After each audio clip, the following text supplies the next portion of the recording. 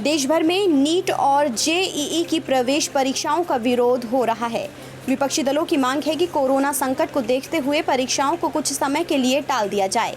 बुधवार को कांग्रेस शासित राज्यों के मुख्यमंत्रियों ने इस मुद्दे पर ऑनलाइन मीटिंग की, जिसके बाद कांग्रेस की ओर से घोषणा की गई कि शुक्रवार को परीक्षा के खिलाफ देश भर में प्रदर्शन किया जाएगा। चीन ने एक बार फिर दक्षिण चीन सागर में मिसाइल दागकर विवाद पैदा कर दिया है। चीन के एक अखबार ने ये खबर प्रकाशित की है कि चीन ने कैरियर किलर नाम से प्रसिद्ध 2 मिसाइलों को दक्षिण चीन सागर में दागा है। इन मिसाइलों को दागने के पीछे मकसद है अमेरिका को डराना और चेतावनी देना, क्योंकि चीन ने ये कदम अमेरिकी खोजी विमानों के उसकी वायु सीमा के नज़दीक उड़ान भरने के विरोध में उठाया है। भारत और चीन के बीच सीमा विवाद के बाद से बढ़ा तनाव कम नहीं हुआ है। पिछले 4 महीनों से विवाद को सुलझाने की कोशिश हो रही है। इस बीच देश के विदेश मंत्री एस जयशंकर ने भी माना है कि लद्दाख में हालात बेहद गंभीर हैं। न्यूज़ पोर्टल रेडिफ को दिए इंटरव्यू में जयशंकर ने अपनी किताब के लॉन्च से पहले कहा कि 1962 के बाद से ये सबसे गंभीर स्थिति है। सुप्रीम कोर्ट ने देश भर में मुहर्रम के मौके पर जुलूस निकालने की अनुमति देने से इनकार कर दिया है। गुरुवार को इस संबंध में याचिका पर सुनवाई के दौरान कोर्ट ने कहा कि अगर मुहर्रम के मौके पर ताजिया का जुलूस निकालने की अनुमति दी गई तो इसके बाद कोरोना फैलाने के लिए एक समुदाय विशेष को निशाना बनाया जाएगा। कोर्ट ने कहा कि जुलूस की अनुमति देने से अराजकता फैलेगी और एक समुदाय विशेष को निशाने पर ले लिया जाएगा।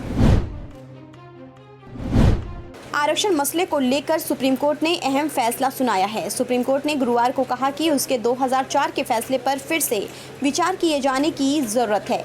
इस फैसले में कहा गया था कि शैक्षणिक संस्थानों में नौकरियों और प्रवेश में आरक्षण देने के लिए राज्यों के पास SC/ST का उपवर्गीकरण करने की शक्ति नहीं है।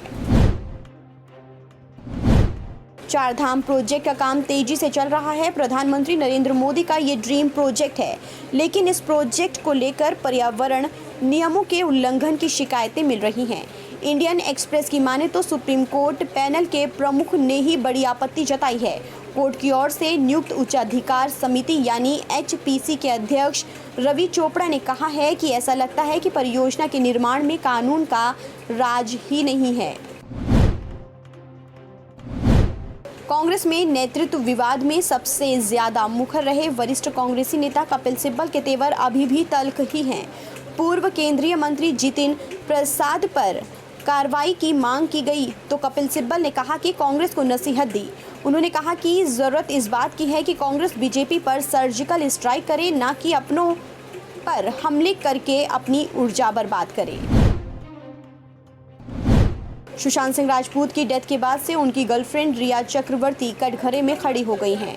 इस बीच रिया ने खुद अपने सोशल मीडिया अकाउंट इंस्टाग्राम पर एक वीडियो शेयर किया है जो उनकी बिल्डिंग से रिकॉर्ड किया गया है। रिया चक्रवर्ती ने अपने और अपने परिवार की जिंदगी को खतरे का अंदेशा जताया है। रिया ने इंस्टाग्राम पर एक वीडियो शेयर करते हुए लिखा कि किस तरह से उन्हें जांच में सहयोग करने के लिए जाते और आते समय लोगों की ओर से घेर लिया जाता है।